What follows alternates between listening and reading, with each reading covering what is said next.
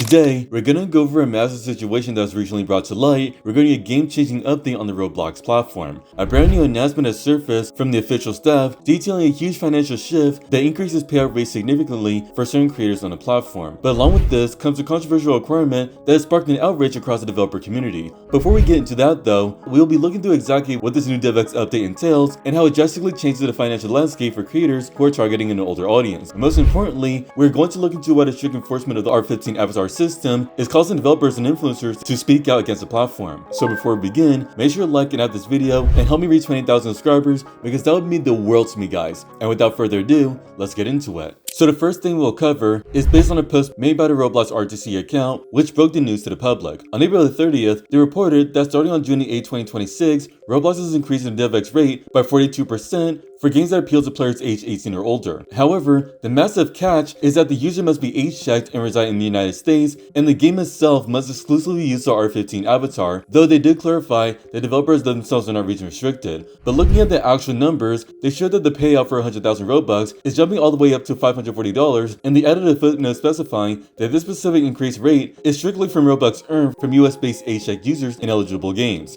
Now this immediately sets the stage for a massive divide in the community because on one hand, you have an incredibly generous financial incentive that could change the lives of developers, but on the other hand, it forces them to conform to a very specific style of Roblox's choice. Now moving over to the developer forum post made by Roblox staff member named Jed, he explains that today, they are announcing an initiative to reward novel game development beginning on June the 8th, and they are giving developers the dedicated tools needed to track their earnings by this specific rate. He makes a bold claim stating that if you're building games for an older audience, there's never been a better time to build on Roblox, and the reason they provide is interesting because they claim that the 18 to 34 user cohort is growing over 50% year over year in the US and it monetizes 50% higher than the under 18 cohort. Because of this financial growth, they're actually rewarding creators who build the genres and visual styles that appeal to this audience by increasing the DevEx rate by 42%. To break down the exact math, the current rate is 38 cents per 100 earned Robux, and the brand new rate will be 54 cents per 100 earned Robux. The post explains that developers continue earning Robux exactly as they do today, but the difference happens when you cash out through DevEx, because the Robux earned from that eligible older demographic is simply worth more money. They specify that eligible in-game spend includes game passes, Roblox subscriptions, developer products, and private servers, but it is important to point out that in-game avatar items do not qualify. All these specific earnings will appear separately in the creator analytic dashboard, so you'll always know exactly what is driving your payouts, and you can cash out on a monthly basis using the exact same process used today. But this is where things take a very unfortunate turn for traditional developers because the eligibility requirements are very strict here. First, they reiterate that the increased rate only applies to spend from players who are age-checked and reside in the US, which is determined by economic location system that explicitly excludes VPNs. But the most controversial line in this entire announcement is where they strictly state that to be eligible, games should use R15 avatars. Roblox attempts to justify this restriction by claiming that older players expect a higher fidelity look and feel, and they argue that R15 avatars allow for additional articulation like knees and elbows, which enables more realistic movement, layered clothing, expressive character systems, and features of modern gameplay. They mention that creator eligibility is not region restricted, and any creator whose game meets the requirements is automatically eligible with no application required. They also promise to follow up with eligibility details for games with custom avatars or games with no avatars at all. But the lack of consideration for developers who have spent years making popular games using the classic R6 style is extremely glaring. Roblox is holding a massive bag of money over the heads of the creators and telling them they can only have it if they abandon the aesthetic that made their own game and the platform itself popular in the first place. Now going further into this official announcement, we have to look at how Discovery is apparently evolving, because as this older audience grows, Roblox is actively evolving how they service games to them. They mentioned that they've already launched a dedicated store called Standout Games that offers prime placement on the homepage to create a set of novel games. In addition, they'll be testing genre-focused sorts and dedicated sorts for first-time players. But more importantly, they are exploring broadening the algorithm signals to measure how players interact with games across much longer time horizons beyond just the short-term signals they use today, with the ultimate goal of ensuring that games which retain players of the long term can be discovered by the largest possible audience. They are testing bringing video previews directly onto the homepage to help players make informed choices, and are testing new interface formats, including a larger promotional tile to highlight novel games. They're also introducing a brand new age check API, which will let developers see which of their users are age checked and actively prompt the ones that are not to go through the flow, which helps developers identify and grow that specific segment of their player base.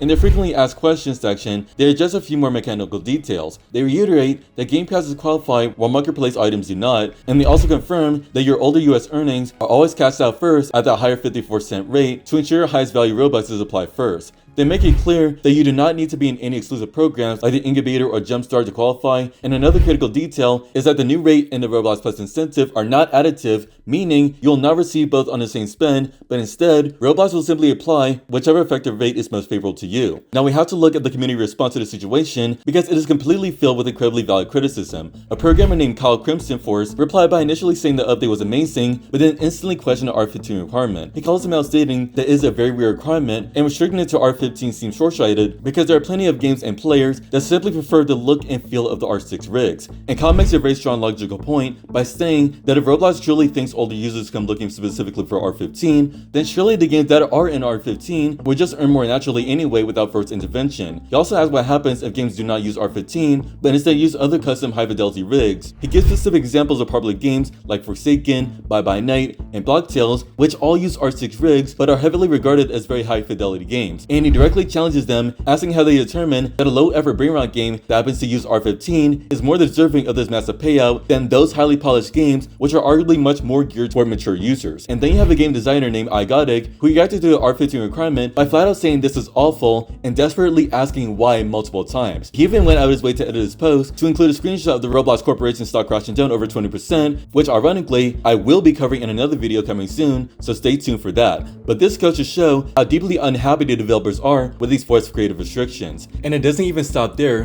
because we have some massive influencers who give their thoughts on what they think of this new update. So the well-known YouTuber Creepcraft posted on Twitter saying that not only is Roblox trying to kill the brain rot era, pointing out how David Bajussi previously announced algorithm changes to filter out brain rot games, but now Roblox is paying devs 42% more for older players. However, the R15 requirement is going to make people mad. Another influencer named Roblox exposed their hypocrisy, pointing out that Roblox claims R6 is not going anywhere, while literally paying developers to not let people use R6. However, not everybody is against this change, because username Yuma mocked the outraged developers by posting an exaggerated dramatic quote, pretending to be someone crying about R6 being removed and screaming about leaving Roblox forever, and told the people complaining that they are being dramatic and to grow up already. Finally, we have a response from Maximum ADHD, who stated he thinks this is a cool idea that will hopefully incentivize people to use new Roblox technology in games made for older audiences, but he ended his tweet saying he hopes he does not get personal insults or receive death threats from the, well, stable minds of the Roblox Twitter community just for having that sake. So to wrap it up, this situation highlights the massive disconnect between what the corporate leadership at Roblox wants the platform to look like and what the actual developers and players enjoy creating and playing. I think it's generally kinda irritating, especially for primarily R6 players, to see a massive company completely brush off the artistic choices of most of their dedicated creators by using a massive financial incentive to essentially force compliance with their modern metaverse sort of vision. While a pay increase is undeniably a massive win for the developers who are already using newer systems, it leaves thousands of incredibly talented classic developers completely in the dust for literally no valid reason. Make sure to leave your thoughts in the comments down below. And with that being said, thank you for watching this video, and I'll see you in the next one.